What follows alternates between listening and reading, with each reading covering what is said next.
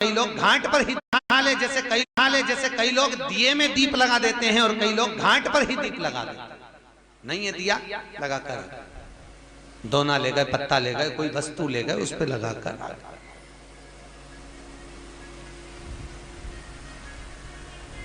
समर्पण। महाराज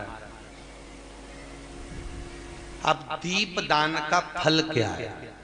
घाट पर जो दिया लगाया जाता है वो ज्यादा पुण्य फल पर देने वाला है कि गंगा जी में जो छोड़ते हो वो ज्यादा फल देने वाला है? बोलो जम के बोलो बोलो। जो गंगा जी में छोड़ते हैं वो ज्यादा फल देता है। कौन सी पुराण में लिखा था कि गंगा में छोड़ो, यमुना में छोड़ो, सरयू में छोड़ो तो वो ज्यादा फल देगा? गंगा कौन? क्या बोलते हो? गंगा माँ। अब तुम्हारी माता जी यहाँ बैठी है, वो की छाती पे दिया धर दे, बोलो अच्छा लगेगा? बोलते जाओ, लगेगा? हरिद्वार ले जाओ, रोटी भी दे रहा है, रिजर्वेशन भी कराया, लेकर गंगा जी हरिद्वार भी गया, पंडित जी को देकर कम से कम 2-4 हजार रुपए तो खर्च करके ही आएगा। तो इससे तो जिंदा जी अम्मा को गंगा ले जाता तो दूसरी बार मरी हुई को ले जाने की जरूरत ही नहीं पड़ती। जीते जी ले जाता तो कोई उसको भी तृप्ति होती, मेरा बेटा मुझे जीते जी गंगा नहाने ले गया। और मरने के बाद ऐसी झोली में धोकर होता है। जब कोई मर जाता है तो शमशान से 2-4 जब उसको हरिद्वार कहाँ पे ले जाते हैं ना, इलाहाबाद वगैरह, तो वो छोटी छोटी हड्डियों के टुकड़े घर पे लाते हैं। फिर माँ पर बहू उनको दूध से धोती है, रोती है। अच्छा पूछो क्यों रो रही? हमारी इतनी बड़ी अम्मा थी पर डोकरी मरी तो यहाँ धरी। अब हड्डी के टुकड़ों को प्रणाम कर रही है, उससे अच्छा जीते जी माता पिता के चरणों को प्रणाम कर लेती तो कितना आशीर्वाद मिल जाता सारा। जीते जी ब्राह्मण को भोजन कराओ। यहाँ तो श्रीमद वल्लभाचार्य जी ने मायावाद का खंडन करा जगन्नाथपुरी में, इसलिए वहां पर एकादशी भी उल्टी लटकी। जगदीश में एकादशी कैसी लटकी है? उल्टी, क्योंकि जगन्नाथपुरी में मायावाद का खंडन श्रीमद वल्लभाचार्य जी ने करा। और मायावाद का खंडन कर कर कहा, पंडित लोग बोल रहे थे कि मरने के बाद एकादशी का दान करो, तो श्रीमद वल्लभाचार्य जी ने कहा जीते जी एकादशी का दान करो। क्यों? मरने के बाद गरुड़ पुराण में लिखा है 10 दिन तक जीवात्मा रहती है। कितने दिन? उसमें से 10 दिन तक जीवात्मा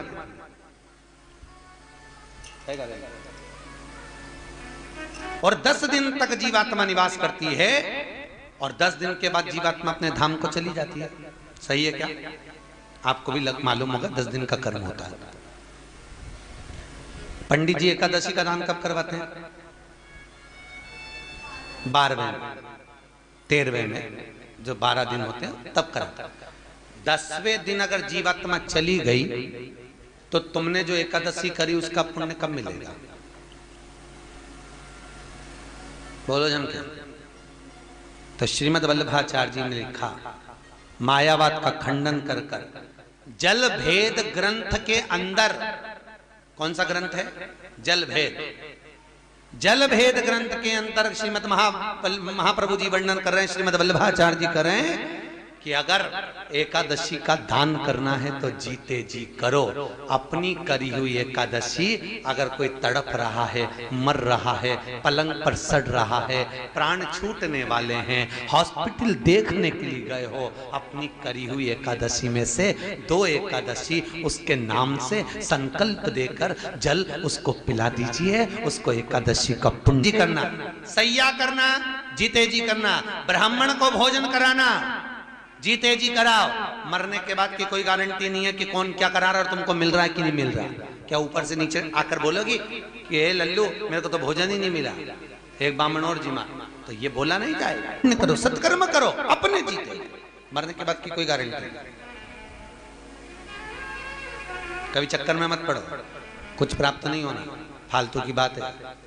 मरने के बाद तो ये भी नहीं मालूम कि तुम कहाँ हो। हरिद्वार में एक पत्नी का पति मर गया, पत्नी बेटे को लेकर पहुंची हरिद्वार, पंडित जी ने पिंडदान कराया, भोजन बनाया, इधर भी पिंडदान चल रहा था, उनने भी भोजन बनवाया।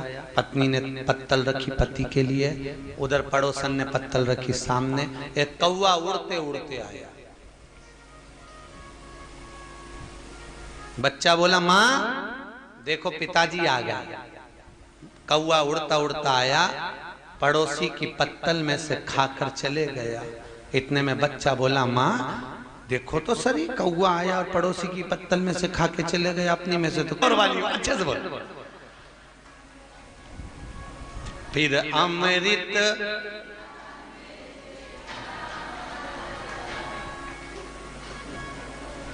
कभी अपनी बोतल, किसी को माँ बाप की इज्जत नहीं होती, उस घर में देखना कभी बरकत नहीं होती। जहां माता पिता का सम्मान हो, आदर हो, सत्कार हो, वहां पर लक्ष्मी बढ़ती है।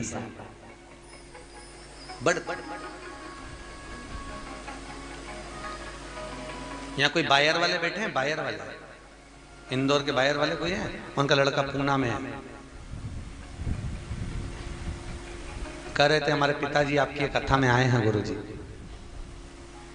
आज उनका जन्मदिन पे बधाई संदेश आया था।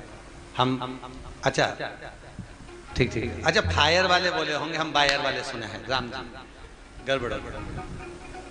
तो कह रहे थे गुरुजी पिताजी और माताजी कथा सुनने के लिए आए हुए हैं और हम यहीं पर YouTube फेसबुक पर आपकी कथा का आनंद ले रहे हैं।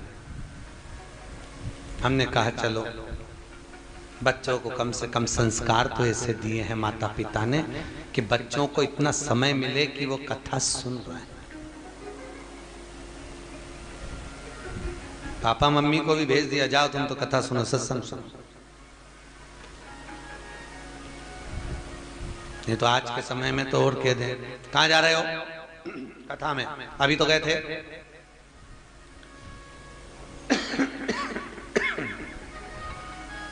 जब अभी गए थे तो फिर बार बार क्यों जा रहे हो? समझा दो। उदर की तृप्ति के लिए रोज भोजन जरूरी है, आत्मा की तृप्ति के लिए रोज काफी है, बहुत है।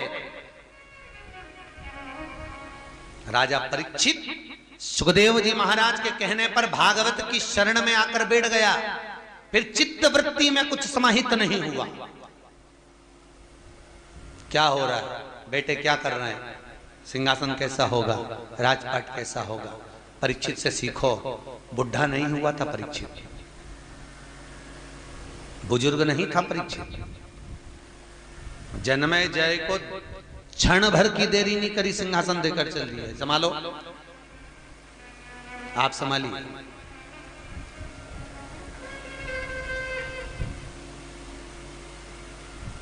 महाराज अब यहां द्रौपदी के 5 पुत्र सो रहे हैं और अश्वत्थामा वो द्रौपदी के 5 पुत्रों को रात्रि के समय पर जाकर मार रहा है।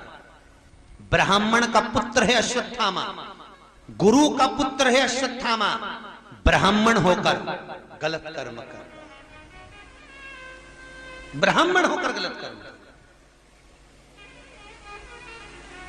अच्छा बताओ, एक ब्राह्मण का बेटा होकर ऐसा क्यों कर गया रे? अश्वत्थामा तो इतना विद्वान था, उसने क्यों मारा सोते हुए ब्राह्मणों पर बच्चों को क्यों मारा? ज्ञान की मणि लगी हुई थी। होता है, गर्ग संहिता में लिखा है कि व्यक्ति प्रखर होता है तो खुद चारों तरफ तो प्रकाश करता है पर स्वयं अंधेरे में डूबता चले जाता है। दिया जलते हुए देखा है? अरे बोलो तो, प्रकाश कहाँ है? पूरे कमरे में। अंधेरा कहाँ है? दिए के। ज्ञान की मणि का प्रकाश चारों तरफ फैलेगा पर सुता अंधेरे में डूबेगा। बहुत विद्वान व्यक्ति, बहुत विद्वान व्यक्ति कहीं अभिमान में इतना समाहित हो जाता है कि उसको सामने वाला अनभिज्ञ नजर आता है। कि मणि उसकी भी अगर प्रखर हो गई अश्वत्थामा जैसी, तो उसको सामने वाला व्यक्ति अनभिज्ञ दिखेगा, उसको लगेगा इसको कुछ नहीं आता है। ये तो यूं ही हुई थी। उस मणि का प्रकाश देखकर अश्वत्थामा बैठा था एक बार बाहर, विद्वान था, ब्राह्मण का बेटी डाल के बाहर बैठा हुआ था। इतनी देर में रात को एक उल्लू आ गया। उल्लू उड़ता हुआ आया और उड़ता उड़ता उल्लू पेड़ पर बैठा। पेड़ पर उल्लू ने देखा, उसे भी ज्ञान ले लिया। इतना विद्वान होकर मस्तक पर मणि लगी हुई थी, ज्ञानवर्धक मणि, और उस मणि के बल पर अश्वत्थामा उल्लू से ज्ञान लिया कि रात के समय उल्लू ने कौओं को मारा और पेड़ पर खुद बैठ गया। तो अश्वत्थामा ने भी रात को जाकर द्रौपदी के 5 पुत्रों का वध कर दिया कि ये दिन में नहीं मर रहा है तो कम से कम रात को तो मरेंगे। ये उल्लू से सीखा। बहुत ध्यान रखना, अपनी जिंदगी में सत्संग करो, संकीर्तन करो, पर कहां बैठकर करो, किसकी शरणागति में करो, कहां बैठकर सत्संग का स्मरण करना है, यह हमारा शास्त्र बताता है।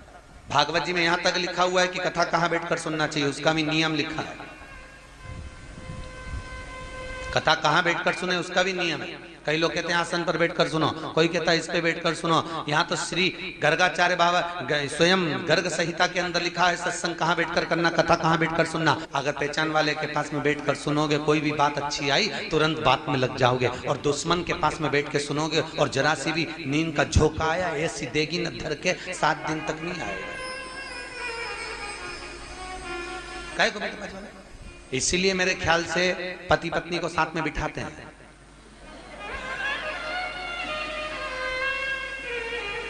क्योंकि एक इंडिया है तो एक चीन है महाराज, इसीलिए दोनों को पास में बिठा।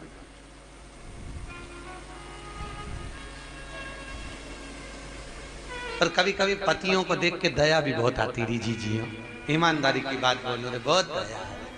तो लगा ये मेरी पत्नी आगे है, इसको काट खाएगा, और पत्नी को काट खाएगा तो रोटी कौन बनाएगा, टिफिन कौन बनाएगा, बच्चों को इस तैयार कौन। पत्नी पीछे खसक गई, कुत्ता और आगे आया, पति पत्नी दोनों पीछे हटे। अब तो पति को लगा ये कुत्ता काट खाएगा।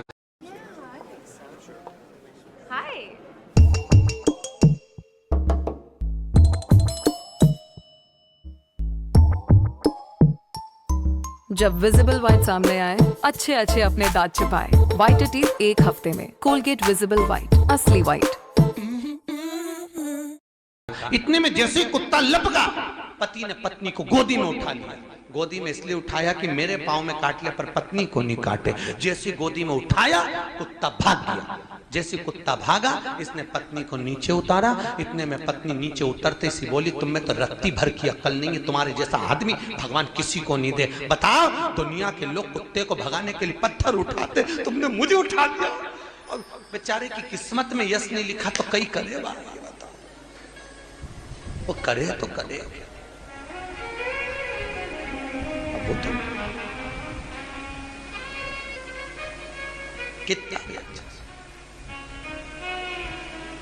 होता है। उल्लू की चिदानंद प्रति लेकर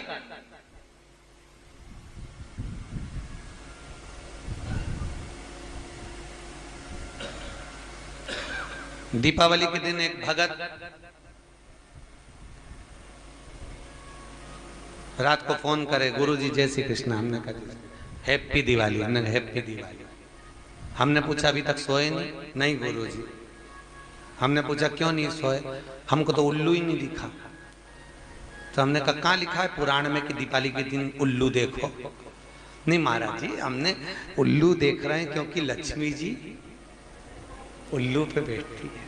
तो हमने सोचा उल्लू एक बार दिख जाएगा तो हमारे घर में लक्ष्मी भर आ जाएगी। हमने कहा बिल्कुल अच्छे से देख ले, उल्लू लेके आएगी।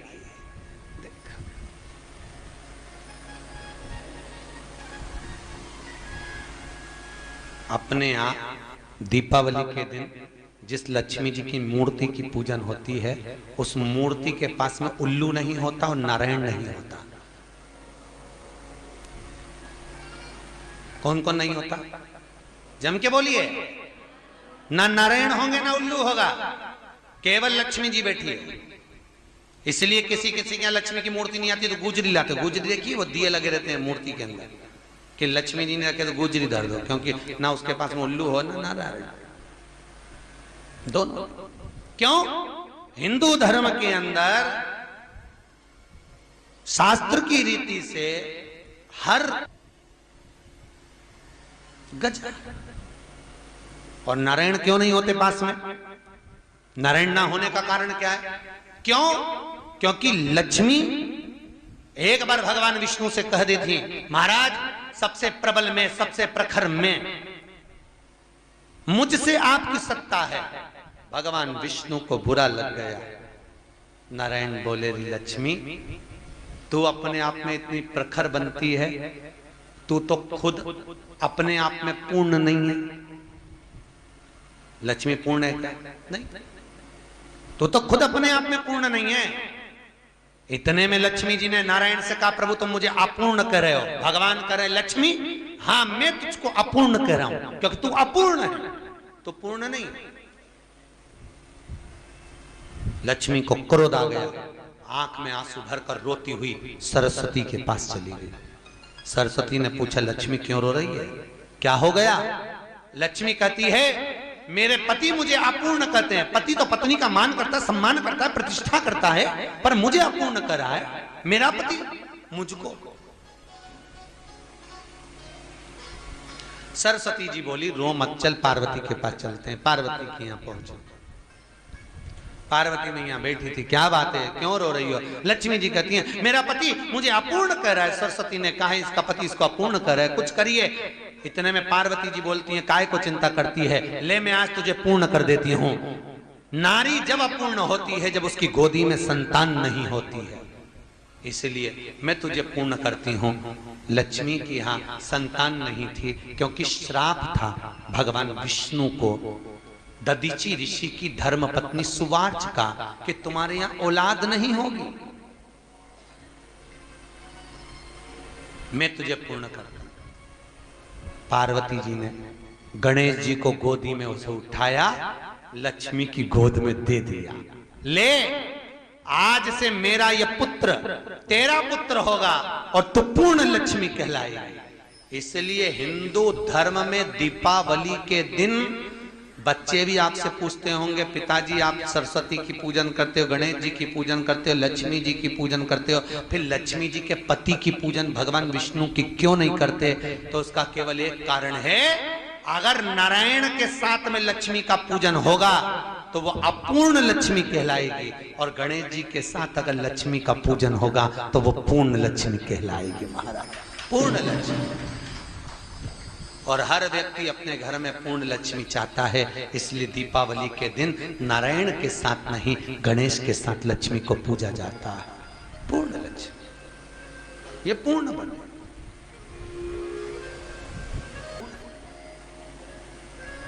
भगवान गणेश जी महाराज, सरस्वती का पूजन इसलिए होता है क्योंकि सरस्वती लक्ष्मी को पार्वती क्या लेकर गई, बुद्धि की देवी, उसका पूजन सा। तो हमारे यहाँ जो पाना मिलता है, देखा तो फोटो जो मिलता है दीपावली पे, वो फोटो में लक्ष्मी और कौन कौन होता है, गणेश और तीनों। बिना गणेश के लक्ष्मी का पूजन पूर्णता में हो। अब द्रौपदी के 5 पुत्र सो रहे थे। अश्वत्थामा ने मार दिया, प्राण छूट गए। द्रौपदी रोती, पुकार पड़ी, भगवान के आवाज लगाई। भगवान उठकर भीम और अर्जुन से बोले, तुम जाओ जरा देखो द्रौपदी क्यों रो रही है, जाइए। पूछा क्यों रो रही? मेरे पुत्रों का वध कर दिया। अश्वत्थामा ने सोते हुए पुत्र को मारा। द्रौपदी को पुत्र मर गए उसका गम नहीं है, द्रौपदी को गम इस बात का है। देखो पांडव के पुत्र मरे थे तो 2 बहुत रोए थे, एक दुर्योधन बहुत रोया था, एक द्रौपदी बहुत रोई थी। तो दुर्योधन से पूछा अश्वत्थामा ने, पांडवों के पुत्र मर गए, तू क्यों? मुझे नहीं मालूम था कि वो पांडव के पुत्र सो रहे हैं, मैं तो समझा कि पांडव सो रहे हैं। तो तुमने पुत्रों को क्यों मारा? तो अश्वत्थामा कहते क्या हुआ, बाप नहीं मरा, बेटा तो मर गया, तुम्हें तो प्रसन्न होना चाहिए, फिर रो क्यों रहे हो? दुर्योधन कहता रोने का केवल एक कारण है, हम भी मर जाएंगे, हमारे ये पांडव भी मर जाएंगे। कम से कम इन पांडवों के पुत्र जीवित रहते तो तर्पण और तिलांजलि तो कर देते, उतने में ही हम तर जाते। पर अब वो भी मर गए तो तर्पण तिलांजलि कौन करेगा? देखो ऐसा नहीं है, दुर्योधन समझदार तो था, बस थोड़ी संगत बुरी थी उसकी। समझदार तो था, अगर सही मायने में बताएं ना, अगर गांधारी अगर दुर्योधन को संभाल लेती ना और गांधारी कह देती दुर्योधन ये गलत है तो मान जाता। सबसे बड़ा बच्चों को नष्ट करने में, परिवार को नष्ट करने में सबसे बड़ा हाथ होता है घर के माता का। माँ अगर प्रखर हो जाए, कई माताएं रोती हैं आंख में आंसू भर भर कर। एक वो मिली थी कहीं मुंबई में, कथा में कह रही थी गुरुजी हमारा बेटा बहू हमको बहुत प्राण देवे, हम कहाँ करें, हाथ उठा ले वे, कहाँ जाएं तो बहू कहती है कि मैं मर जाऊंगी, कपड़े फाड़ कर कहती है कि मैं थाने में चली जाऊंगी, कि मेरी सास मुझे जहर पिला रही है, मार रही है, उल्टा हम फंसे जा रहे हैं, क्या करें? हमने कहा कुछ मत करो, त्याग करो, चलो भजन बोलो ही मत। ऐसी कैसी भीड़ पड़ी है वृद्धाश्रम में बुढ़ों की, पहले नहीं थी, अब इतनी बढ़ती चली जा रही है कि वृद्धाश्रम में पलंग कम पड़ रहा है महाराज, इतने बूढ़े लोग आ रहे हैं, इतने। अभी कल का मैं मैसेज, अभी मोबाइल लाया नहीं, कल का एक मैसेज दिखाऊंगा। यहीं सोनीपत के पास में से एक भाई ने मैसेज लिखकर भेजा, गुरुजी एक बूढ़ी माँ मिली है, बेटा माँ को तीर्थ कहीं कोई इधर कोई तीर्थ है कुरुक्षेत्र आदि में घुमाने के लिए लाया था, छोड़कर बस अड्डे पे कह दिया कि मैं आ रहा हूँ, इस बस में बैठो, और माँ को बिठाकर बच्चे गाड़ी लेकर चले गए। माँ बस में नीचे उतरकर बच्चों को ढूंढती फिरी, 2 दिन हो गए उसको ढूंढती ढूंढती, पागल जैसी लोग पत्थर मार रहे हैं। तब उस माँ से पूछा तो इधर उधर ढूंढ रही है, पड़ी हुई है स्टेशन पर, बस स्टैंड पर, क्या हुआ? मेरा बेटा कहकर गया था बस में बैठो, मैं आ रहा हूँ, चलेंगे, और चले गया, मिल नहीं रहा, फोन लगा रहे उठा नहीं रहा। बड़ी बुरी दशा है, बड़ी बुरी दशा।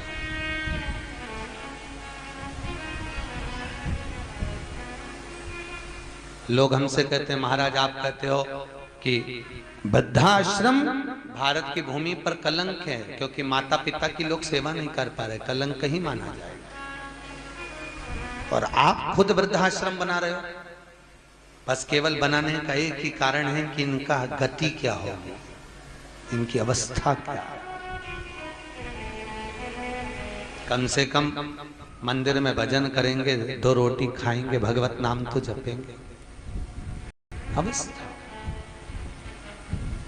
बहुत कठिन है महाराज।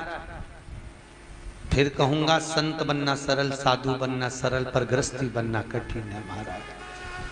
पूरा जिंदगी नोच नोच कर दे दिया जाता है और आखिरी में भी कोई सुख का अनुभव नहीं होता। बहुत किस्मत वाले हो आप सब, बहुत किस्मत वाले हो। सुखदेव जी महाराज से विनती करना आप जैसी किस्मत सबको दे। आपके बहू बेटा बहुत अच्छे हैं, इसलिए आप कथा में बैठे हो, सब सत्संग सुन रहे, बहुत किस्मत वाले, भगवान अच्छे,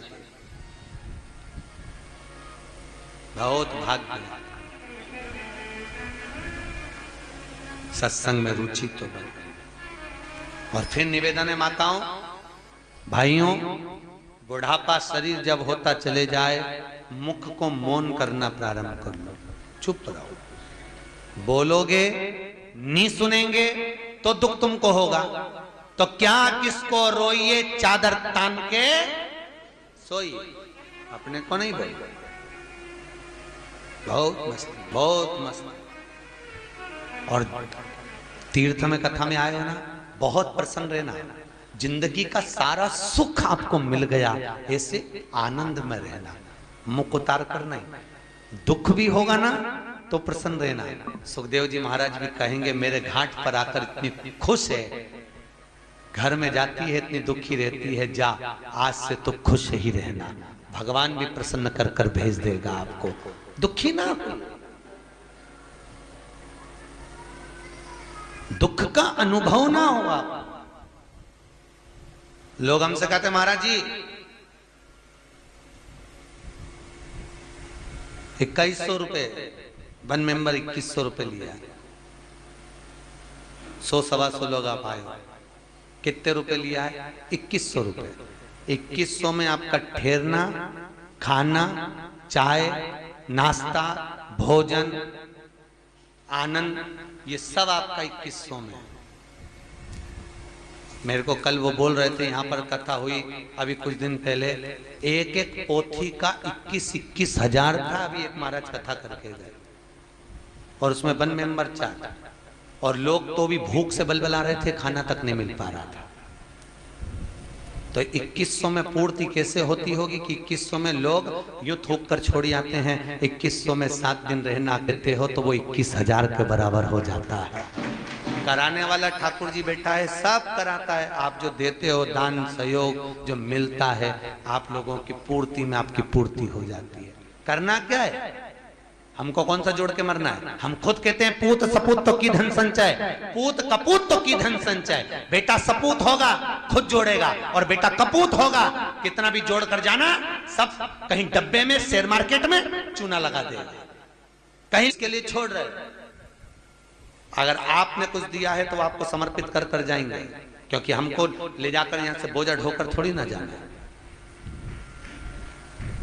यहाँ से अगली कथा राम कथा मां कथा करेंगे, फिर आगे बेंगलोर निकल जाएंगे। कथाएं निरंतर करना क्या है? अपन बात कर रहे थे कि कई लोगों का व्रत है, उस दिन एकादशी पड़ गई थी शायद, एकादशी का व्रत चल रहा था, तो एकादशी है और ऐसा है और वैसा है, तो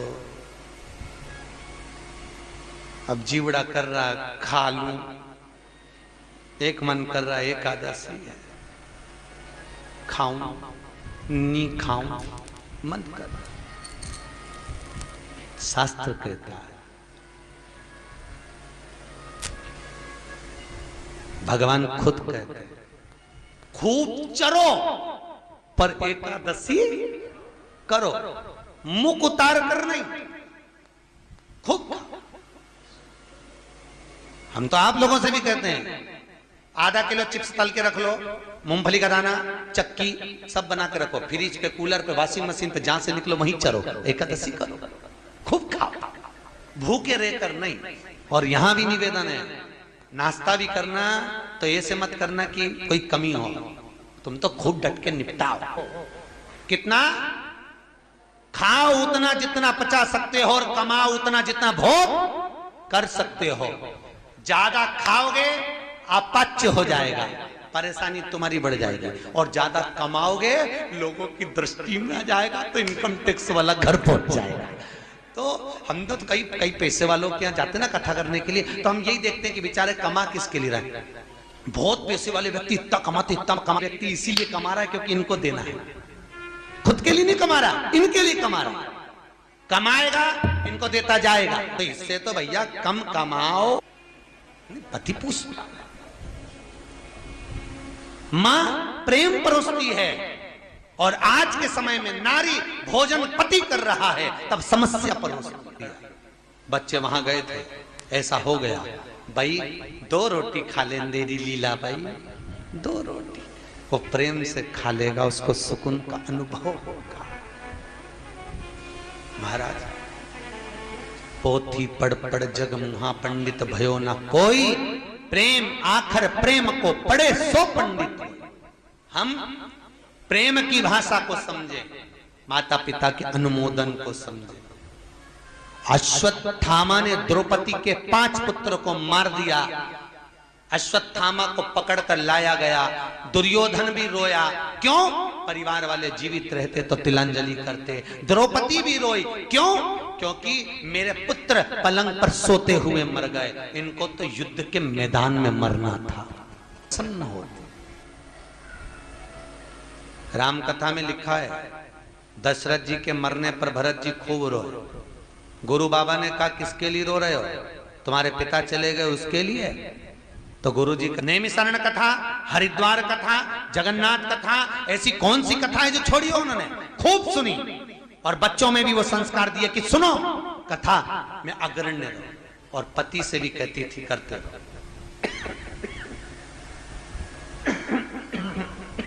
भजन करो, सत्संग करो।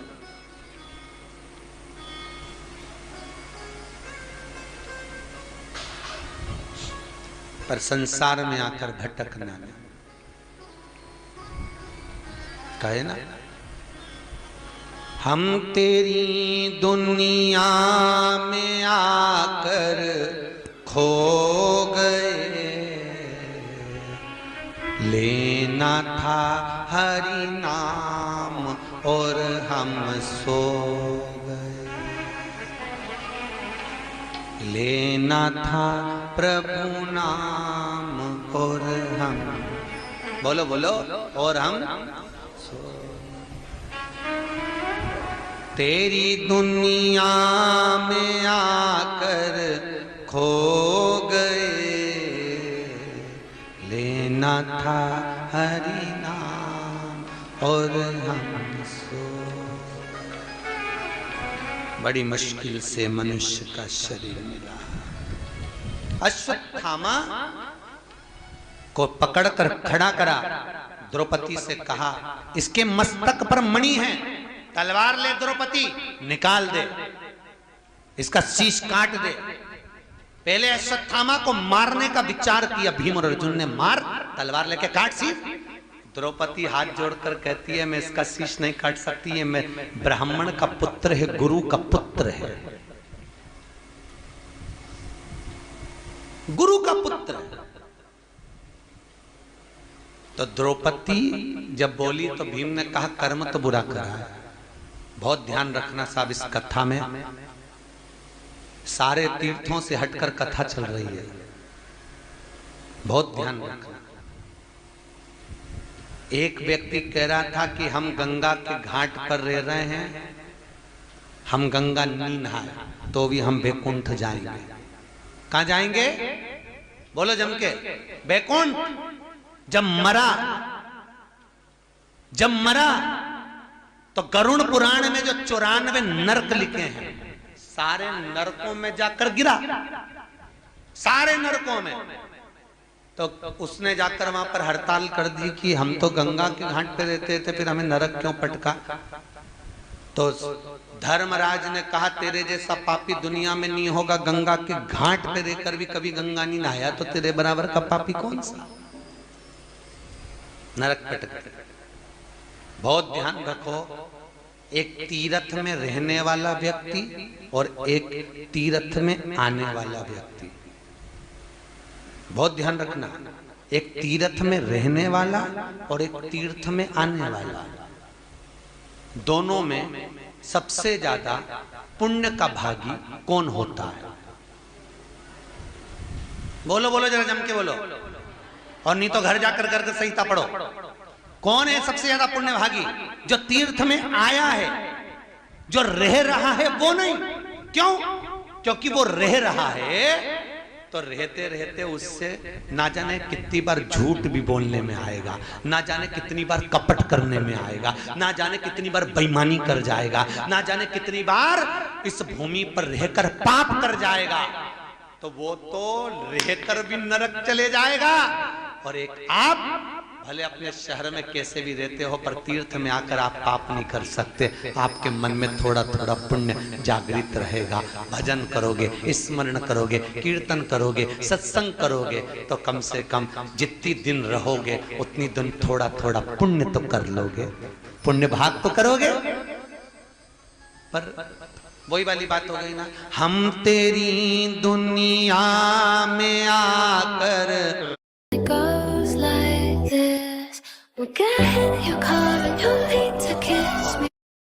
खो गए, लेना था हरि नाम और हम सो गए। लेना था हरि नाम और हम सो गए। हम तेरी दुनिया में आकर खो गए। हम तेरी दुनिया में आकर खो गए। लेना था हरि नाम और हम सो गए। लेना था हरि नाम और हम सो गए।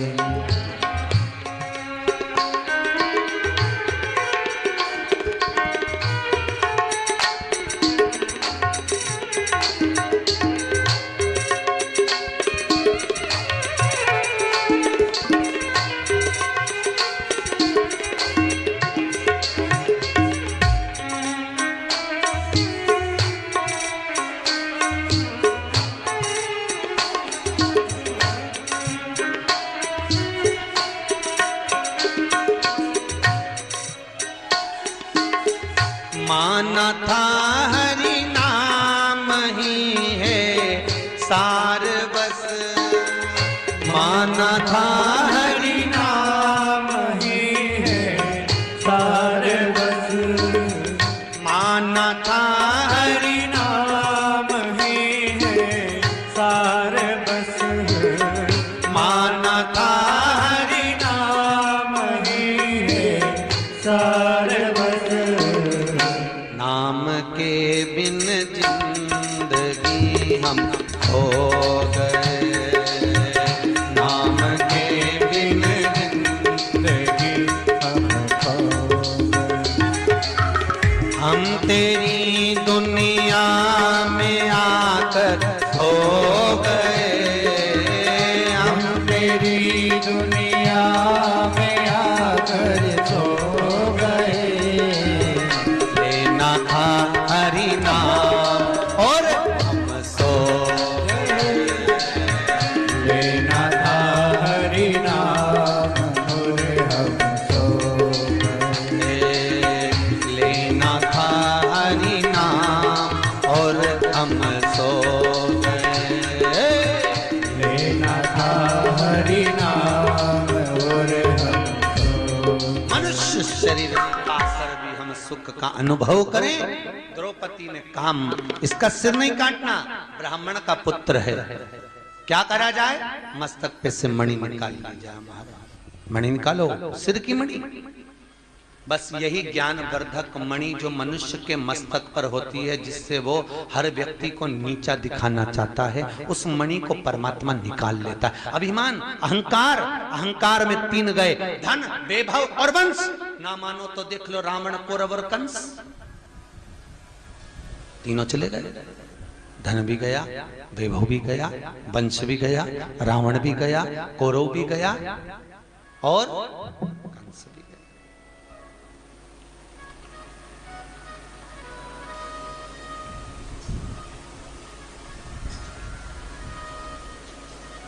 महाराज बुधवार के दिन कृष्ण पैदा हुए थे, जन्म लिए थे, और गुरुवार के दिन रावण पैदा हुआ था।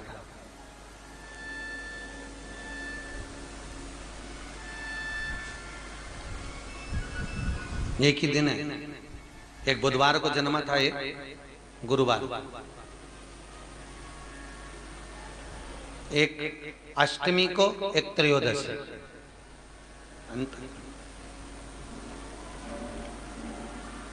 एक दोपहर के 12, रात के 12 बजे हुआ, तो दूसरा दोपहर के 2:30 बजे पैदा हुआ। एक जन्मे तो सुख अमृत बरस रहा था, दूसरा जन्मा तो गधे रो रहे थे, चिंगार। अनुभव था। मनुष्य शरीर। अश्वत्थामा के मस्तक की मणि गई, मणि निकाल फेंकी। क्रोध आया अश्वत्थामा को, उत्तरा के गर्भ को नष्ट करने के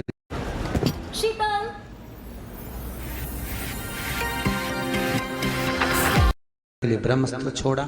उत्तरा भागी भगवान के चरणों में विनती करी, गर्भ में बालक था, उसकी परमात्मा ने रक्षा करी। सोचो, भगवान कृष्ण ने गीता में कहा तेरा जन्म नहीं होता उससे पहले तेरे भोजन की व्यवस्था कर देता हूं, मां के गर्भ में तू पड़ा रहता है और मां के स्तनों में दूध दे देता हूं। और कई लोग कहते हैं हमें बड़ी चिंता है। काहे की चिंता कर? वो तो खुद कह रहा है जन्म मैंने दिया तो मृत्यु भी मैं दूंगा, जन्म के समय पर भोजन मैंने दिया तो मरने के समय पर कफन और लकड़ी भी मैं ही दूंगा।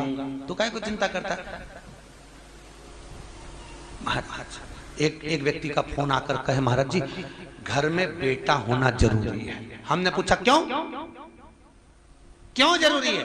कि एक महाराज जी के प्रवचन सुने तो उस प्रवचन में कहा था कि पुत्र होता है तो बाप तरता है। हमने कहा महाराज जी ने गलत कहा, पुत्र होता है तो खुपड़िया ही फोड़ता है, आखिरी तक नहीं छोड़ता है। कौन? अरे बोलो तो बेटा। बाप मरेगा, मां मरेगी, चिता पर लिटाएंगे, आदि जलेगी, नी जलेगी, बांस में लोटा बांध के कहेंगे फोड़ दे खुपड़िया तेरे मां बाप की। तोड़ो।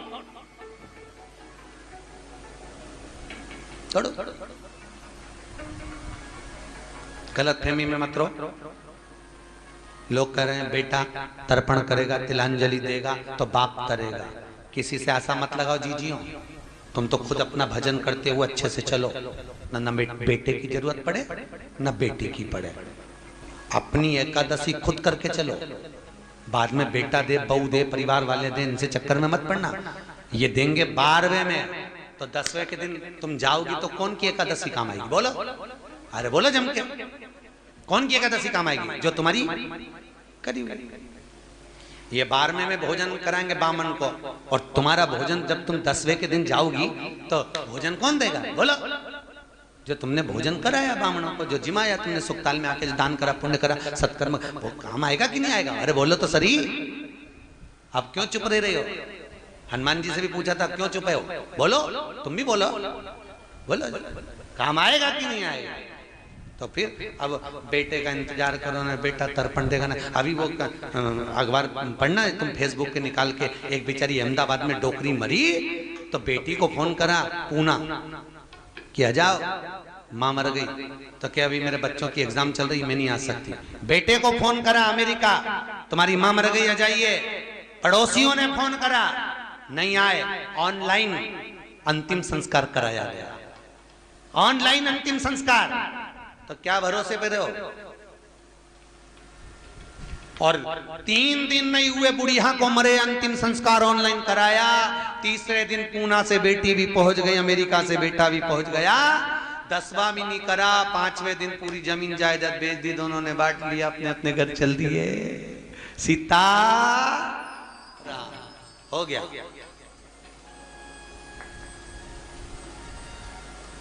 किसका भरोसा?